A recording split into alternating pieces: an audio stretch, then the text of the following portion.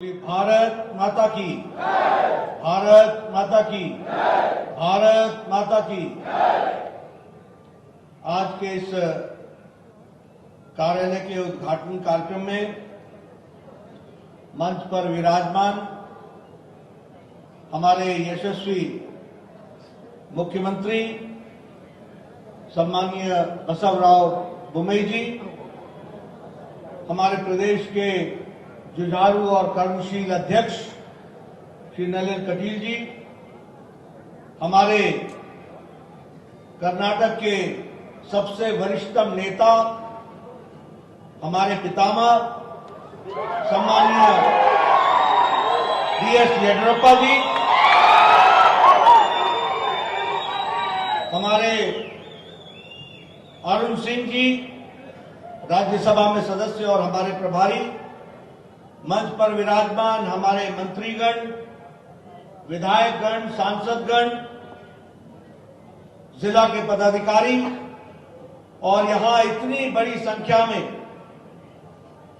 आए हुए हमारे सभी वरिष्ठ कार्यकर्ता बंधु और 10 थानों से जुड़े हुए हमारे वरिष्ठ साथीगण, कहीं विशेश्वर जी हैं, कहीं आर अशोक हैं, कई हमारे वरिष्ठ नेता हैं और यहां उपस्थित मीडिया के मेरे साथी, प्रिंट मीडिया, इलेक्ट्रॉनिक मीडिया के साथी। सबसे पहले तो आज के इस शुभ अवसर पर आप सबका हार्दिक अभिनंदन है, स्वागत है, यह मैं कहना चाहता हूं। साथ ही साथ जब मैं कोपल आया हूं तो निश्चित रूप से भगवान हनुमान को याद करना, अंजनी पुत्र अंजनैया के जन्म स्थान को मैं नमन करता हूं और उसे आशीर्वाद देकर के अपनी बात का प्रारंभ करता हूं। हमें मालूम है कि यहां हनुमान भक्त, देशभक्त सभी यहां बैठे हैं। यह धरती जैनों की धरती भी कही गई है, महात्मा बुद्ध की धरती भी कही गई है। ऐसे पवित्र धरती को मैं नमन करता हूं और जब मैं यहां आया हूं तो मले मलेश्वरा मंदिर, उनको भी नमन करता हूं और उसके साथ साथ यह धरती जो बहुत ही सांस्कृतिक दृष्टि से भरी हुई है, ऐसी पवित्र धरती को मैं नमन करता हूं। मैं यह भी कहना चाहता हूं कि आज 9 कार्यालयों का और एक कोपल के कार्यालय का उद्घाटन हुआ। उसी तरीके से 3 कार्यालय में शिलान्यास करने का योजना बना है। मैं यह जरूर कहना चाहूंगा कि यह हमारे लिए बहुत ही सौभाग्य की बात है कि आज भारतीय जनता पार्टी के कर्नाटक में 10 कार्यालय खुल रहे हैं और 3 कार्यालयों का शिलान्यास हुआ। मैं यह भी कहना चाहता हूं, अभी येडियुरप्पा जी ने याद दिलाया कि एक समय था कि रेस्ट हाउस और सर्किट हाउस में हमको बैठने कोई नहीं देता था और हमारे पास कार्यालय नाम की चीज नहीं थी। कार्यकर्ताओं के घर से हमारा कार्यालय चलता था। हमारी वह स्थिति थी जब कार्यकर्ताओं के लिए काम करने के लिए कार्यालय की व्यवस्था नहीं थी। लेकिन येडियुरप्पा जी जैसे कार्यकर्ताओं के 4 पीढ़ी के खप जाने के बाद आज ये सौभाग्य का दिन आया है कि एक साथ हम 10 कार्यालयों का निर्माण कर रहे हैं और 3 कार्यालयों का शुरुआत कर रहे हैं।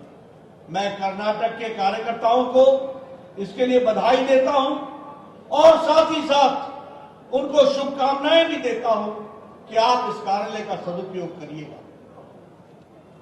मुझे याद है जब 2014 में प्रधानमंत्री मोदी जी बने थे तो उन्होंने कहा था कि हर जिले में हमारा कार्यालय होना चाहिए। अमित शाह जी ने इसको पूरा करने का प्रयास किया।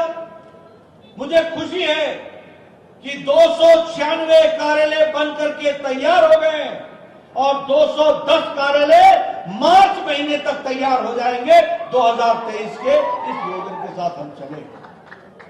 मित्रों, मैं यह भी आपसे कहना चाहता हूं कि यह अकेली भारतीय जनता पार्टी है जो राष्ट्र के विषयों पर राष्ट्रीयता से ओतप्रोत होकर के 1951 से 52 से भारतीय जनसंघ के समय से काम कर रही है।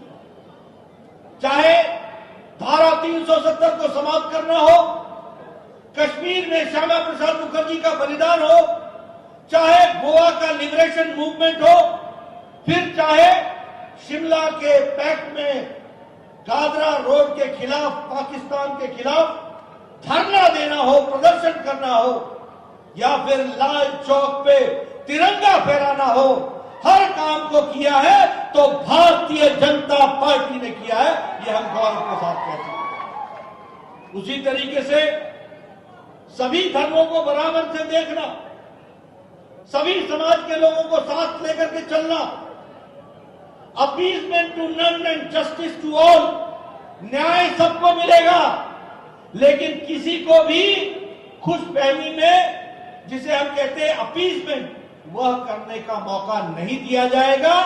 एक देश, एक राष्ट्र, एक प्रतिनिधि, एक सिटीजन, इस बात को लेकर के हम चलते हैं। और इसीलिए जब मैं ये सारी बातें कहता हूं तो मुझे खुशी है कि अगर शाहबानो केस का भी विरोध किया तो भारतीय जनता पार्टी ने किया, और राम जन्मभूमि बनाने का संकल्प लिया तो वो भी भारतीय जनता पार्टी ने उसको पूरा किया। और इसी तरीके से अगर हम देखें तो सभी क्षेत्र को, सभी जगहों को बराबर का स्थान देने का काम ट्रांसपेरेंट तरीके से करने का काम किया है तो भारतीय जनता पार्टी ने किया। मैं यहां यह भी कहना चाहता हूं कि हमारे लिए पार्टी परिवार है। हम सब परिवार की तरह रहते हैं, लेकिन दूसरे राजनीतिक दल में परिवार ही पार्टी बन गई है, यह भी हमको समझना चाहिए। उनके यहां परिवार ही पार्टी है और हमारे यहां पार्टी परिवार है, इसको भी हमको समझना चाहिए। आज मुझे यह भी खुशी है कि विश्व के पटल पर भारत आज G20 का अध्यक्षता कर रहा है। देश के 56 स्थानों में, आपके बंगलौर में, अन्य स्थानों में 200 मीटिंगें होंगी। ये दुनिया में भारत को दिखाने का मौका मिलेगा और भारत को दुनिया समझ सके, इस बात की भी चिंता करनी होगी।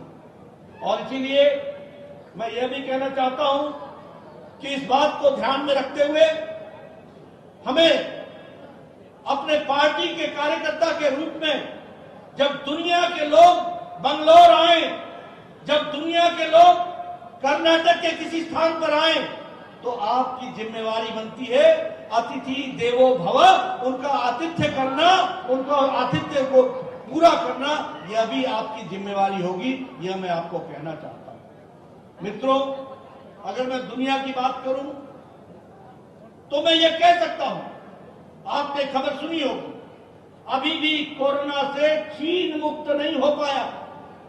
जहां से कोरोना शुरू हुई, अभी भी यूरोप कोरोना से मुक्त नहीं हो पाया है। ಓಕೆ, ಕೇಳ್ತಾ ಇದ್ರಿ JP ನಡ್ಡಾ ಅವರು ಮಾತನಾಡುವಂಥದ್ದನ್ನು ಕೇಳ್ತಾ ಇದ್ರಿ. ಈಗಾಗಲೇ ಚುನಾವಣೆಯೂ ಕೂಡ ಎದುರಿಗೆ ಬರ್ತಾ ಇದೆ. ಈ ನಡುವೆ ಅವರ ಭೇಟಿ ಬಹಳಷ್ಟು ಪ್ರಮುಖ ಒಂದು ವಿಶೇಷತೆಯನ್ನು ಕೂಡ ಪಡೆದುಕೊಂಡಿದೆ. ಅದರ ಜೊತೆಯಲ್ಲಿ ಬಸವರಾಜ ಬೊಮ್ಮಾಯಿ ಅವರು ಕೂಡ ಮಾತನಾಡುವಂತಹ ಸಂದರ್ಭದಲ್ಲಿ ಹೇಳ್ತಾ ಇದ್ರು, ಇನ್ನು ಅನ್ನಭಾಗ್ಯಕ್ಕೆ ಸಂಬಂಧಪಟ್ಟಂತೆ, ಯಾಕಂದರೆ ಚುನಾವಣೆ ಹತ್ತಿರವಾಗ್ತಾ ಇರೋದ್ರಿಂದ ಸಿದ್ದರಾಮಯ್ಯನವರು ಕೂಡ ಹೇಳಿದರು, ಮಾಜಿ CM ಸಿದ್ದರಾಮಯ್ಯ ನಮ್ಮ ಸರ್ಕಾರ ಬಂದಿದ್ದೇ ಆದರೆ ಈ ಅಕ್ಕಿ ಏನಿದೆ ಅದನ್ನು ಅನ್ನಭಾಗ್ಯದಲ್ಲಿ ನೀಡುವಂತಹ ಅಕ್ಕಿಯನ್ನು 10 kgಗೆ ಹೆಚ್ಚಳ ಮಾಡುವಂತಹ ಕೆಲಸವನ್ನು ಮಾಡ್ತೀವಿ ಅನ್ನುವಂತಹ ಮಾತನ್ನು ಕೂಡ ಸಿದ್ದರಾಮಯ್ಯ ಹೇಳಿದರು. ಇದಾದ ನಂತರ ಬಸವರಾಜ ಬೊಮ್ಮಾಯಿ ಅವರು ಆ ಹೇಳಿಕೆಗೆ ಸಂಬಂಧಪಟ್ಟಂತೆಯೂ ಕೂಡ ಅನ್ನಭಾಗ್ಯ ಏನು ಸ್ಕೀಮನ್ನು ತರಲಾಗಿತ್ತು ಅದಕ್ಕೆ ಸಂಬಂಧಪಟ್ಟಂತೆ ಮಾತನಾಡ್ತಾ ಹೋದರು. ಇಲ್ಲ, ಪ್ರಧಾನಿ ನರೇಂದ್ರ ಮೋದಿ ಅವರು ಕೂಡ ಆ ಸಂದರ್ಭದಲ್ಲಿ ಹಣವನ್ನು ಕೊಡ್ತಾ ಇದ್ರು, ಅದರಲ್ಲಿ ಆ ಸರ್ಕಾರ ಕೊಟ್ಟಿತ್ತು ಅನ್ನುವಂತಹ ಮಾಹಿತಿಯನ್ನು ಕೊಟ್ಟರು. ಅದರ ಜೊತೆಯಲ್ಲಿ ಈಗ ನಮ್ಮ ಸರ್ಕಾರ 10 kg ಅಕ್ಕಿಯನ್ನು ಈಗಾಗಲೇ ಕೊಡ್ತಾ ಇದೆ. 5 kg ಪ್ರಧಾನಿ ಮೋದಿ ಅವರು ಕೊಡ್ತಾ ಇದ್ದಾರೆ, 5 kg ರಾಜ್ಯ ಸರ್ಕಾರದಿಂದ ಕೊಡಲಾಗ್ತಾ ಇದೆ ಅನ್ನುವಂತಹ ಮಾತನ್ನು ಕೂಡ ಹೇಳಿದ್ರು. ಅದರ ಜೊತೆಯಲ್ಲಿ ಯಾವ ರೀತಿಯಾಗಿ ಕೊಪ್ಪಳಕ್ಕೆ ಸಂಬಂಧಪಟ್ಟಂತೆ, ನೀರಾವರಿಗೆ ಸಂಬಂಧಪಟ್ಟಂತೆಯೂ ಕೂಡ ಅನೇಕ ಮಾಹಿತಿಯನ್ನು ಕೊಟ್ಟರು. ಆ ಸಂದರ್ಭದಲ್ಲಿ ನಾನೇ ನೀರಾವರಿ ಸಚಿವನಾಗಿದ್ದೆ, ಅದರ ಜೊತೆಯಲ್ಲಿ ಏನು ಯಡಿಯೂರಪ್ಪನವರಿದ್ದರು. ಯಡಿಯೂರಪ್ಪನವರು CM ಆಗಿದ್ದರು. ಆ ಸಂದರ್ಭದಲ್ಲಿ ಅನೇಕ ನೀರಾವರಿ ಯೋಜನೆಗಳನ್ನು ಕೂಡ ಕೊಪ್ಪಳಕ್ಕೆ ಕೊಟ್ವಿ. ಅದರ ಜೊತೆಯಲ್ಲಿ ಮುಂದಿನ ದಿನಗಳಲ್ಲಿ ಇಲ್ಲಿ ಕಬ್ಬಿಣವನ್ನು ಮ್ಯಾನುಫ್ಯಾಕ್ಚರ್ ಮಾಡುವಂತಹ ಕೆಲಸವನ್ನು ಕೂಡ ಮಾಡಲಾಗುತ್ತೆ. ದೇಶದಲ್ಲೇ ಕೊಪ್ಪಳ ಗುರುತಿಸಿಕೊಳ್ಳುತ್ತೆ ಅನ್ನುವಂತಹ ಮಾತನ್ನು ಕೂಡ ಹೇಳ್ತಾ ಇದ್ರು.